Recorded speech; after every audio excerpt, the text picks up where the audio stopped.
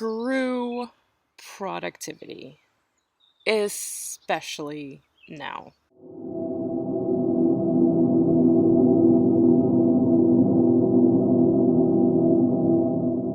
This is something that has been on my mind for quite some time, especially since the COVID became really recognized and countries started implementing restrictions. And now, once again, with all of these civil rights protests, we again have another spike where I feel like this message is once again relevant. And of course, we had that spike when lockdowns were starting and everyone was hyper stressed.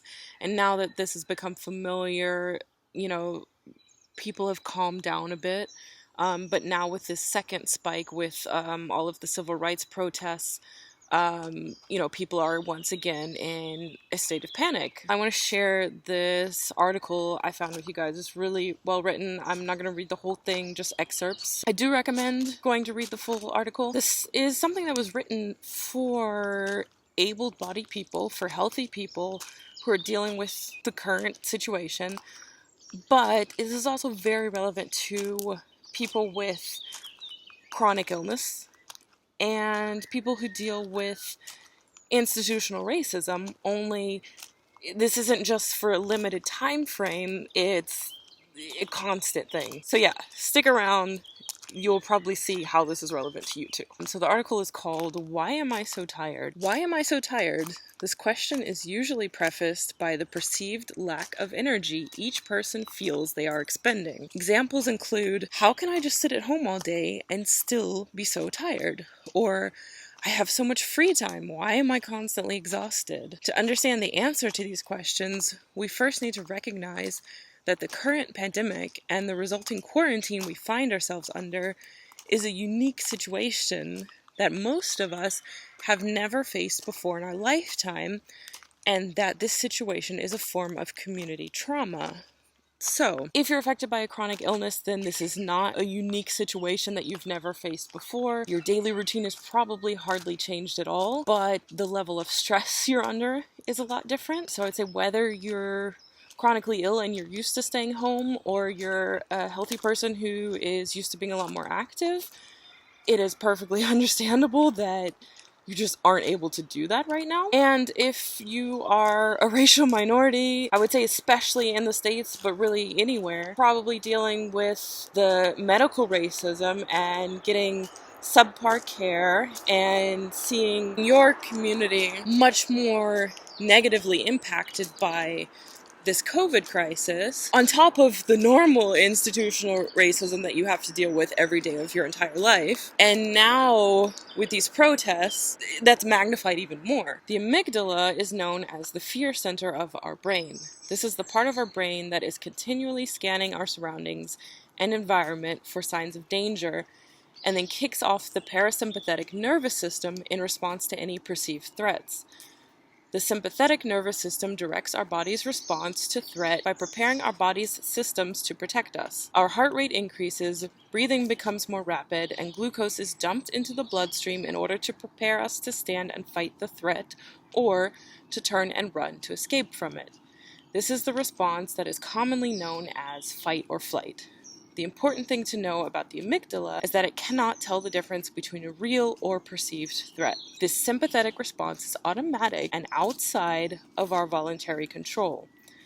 This is all well and good when we need a quick, temporary protection from a threat and are able to respond, and then are able to engage the parasympathetic nervous system in order to regulate our body systems and regain a sense of calm and safety. When we're living in a state of ongoing perceived threat, especially that which is traumatic in nature, our brains have difficulty engaging the parasympathetic response and returning to calm. So again, we have an explanation why your average healthy person is not able to calm down and go about life as usual. No wonder you're exhausted. Your body has been functioning all day long in fight or flight mode, and nothing you can do can change this.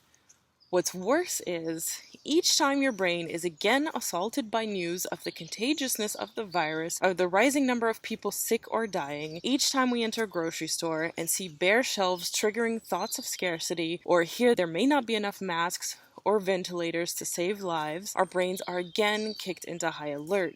This is the definition of a chronic state of community trauma. If you're someone that deals with a chronic illness, that heightened sense of fear is going to be even more heightened because you're in a high-risk group. If you're, for example, a Black person in the States, you've also got the fear of wearing a mask and having people think that you're trying to rob the store and possibly losing your life over something ridiculous like that. So there's just a lot more that goes into this particular situation, but also outside of that, you're still, you're constantly dealing with these extra things. You were dealing with it before. If you're chronically ill, you've been dealing with it since you got sick. If you're affected by institutional racism, you've been dealing with it your entire life. In the case of the coronavirus pandemic, there is no timeline. We've never seen this virus before and have no clear idea about the time it will take for herd immunity to be built up and for our lives to begin to return to some semblance of normal. In this case, the trauma is chronic and ongoing. Studies have shown that it is uncertainty that is the most stressful condition under which our body can be. To illustrate this, Harvard researchers measured stress hormones in women waiting on their results following biopsies of breast lumps and found that their levels were significantly higher than stress hormone levels of women who were currently living with breast cancer. In other words, the possibility or the uncertainty of a cancer diagnosis is more stressful on our bodies than actually finding out that we have cancer. Constantly contemplating these outcomes is an incredibly uncertain, stressful state for our bodies to function in.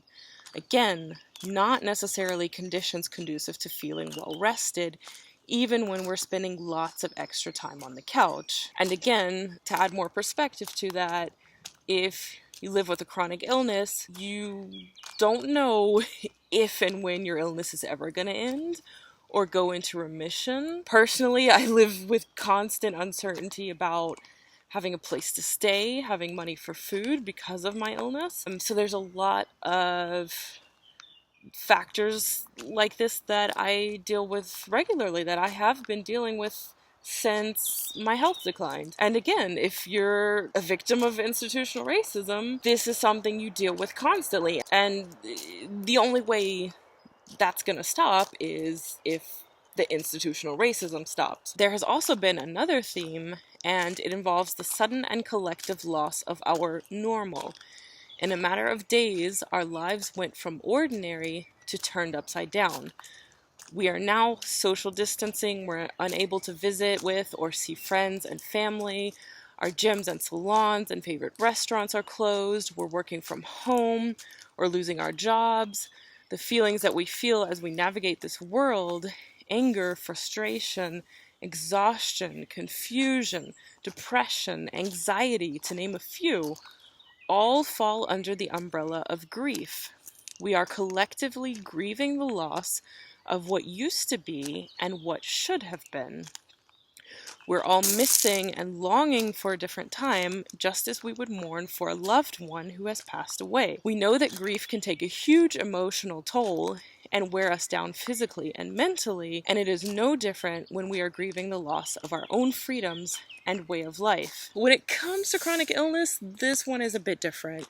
This is something that we deal with when we first get sick, because a lot of times we're losing our jobs, we're not able to continue studying, we lose friends, you can't go out and party or travel, like all of your dreams for your future are no longer possible. You have that same isolated feeling, you're grieving, and it's a constant grieving. It's like a cyclical thing that you don't move past because you're always stuck there.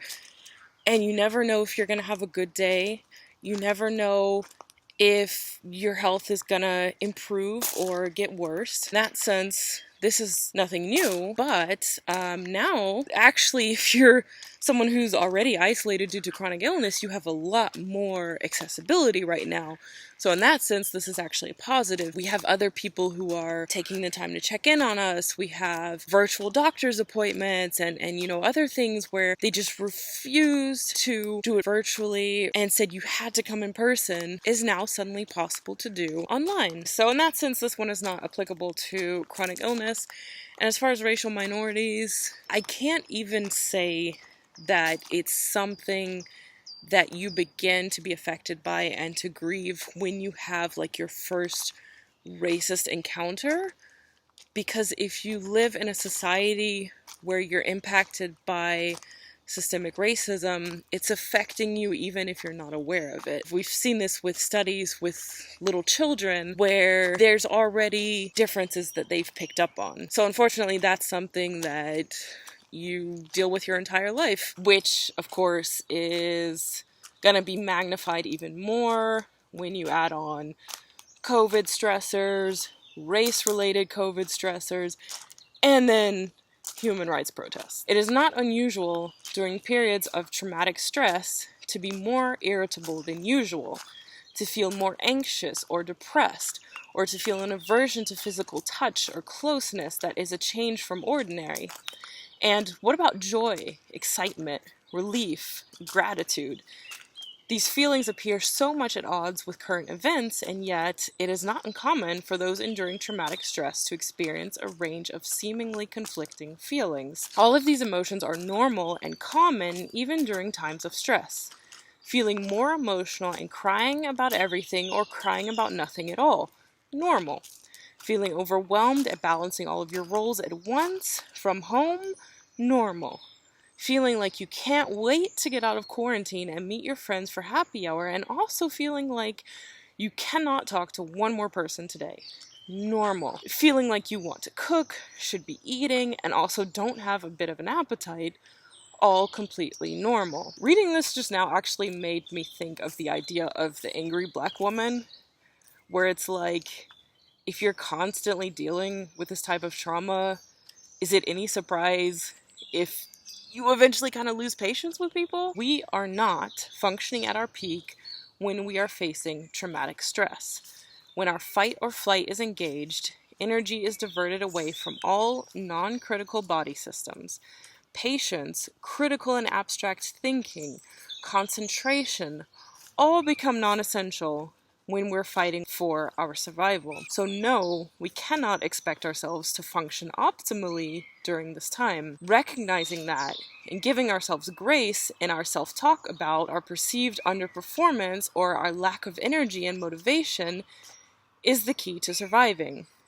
During times of survival, our expectations for ourselves and our families must be lowered. While Pinterest and Twitter may suggest this is the time to finally write your manuscript or learn to cook gourmet meals, I'm here to tell you that this is not just free time, and that there's absolutely nothing wrong with you if you can't muster up the energy to microwave a bag of popcorn for dinner, much less cook a 3-course meal. Grace becomes our ticket to freeing ourselves from the societally imposed guilt trap of productivity expectations. Take a walk, take a bath, take a nap, take deep breaths, ask for help where you can, and know that whatever you are feeling is completely normal. And whatever you need to do to love on and care for you during this time is okay. No guilt, only grace, as we walk this uncharted territory together. Personally, with the instability of my life and the situation that my illness has put me in, it's like I'm in a constant state of traumatic stress, so obviously I'm not able to function at my peak. I really would love to do therapy, but I don't even have enough stability for that, and I can't afford to pay for online therapists. My mental health is put on hold until things magically work out and I have more stability in my life. And that's one of the issues you see with racial minorities is not only are you dealing with a lot of trauma, it's really difficult to access mental health.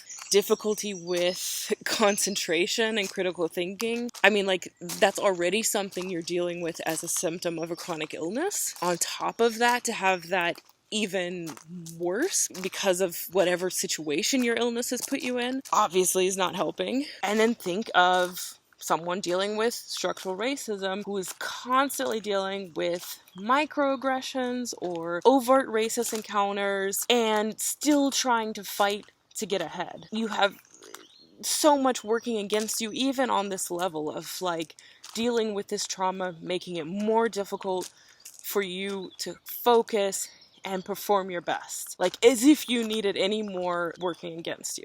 If you feel pressured to be productive, if you're frustrated with yourself that you're not able to get things done, please just give yourself a break.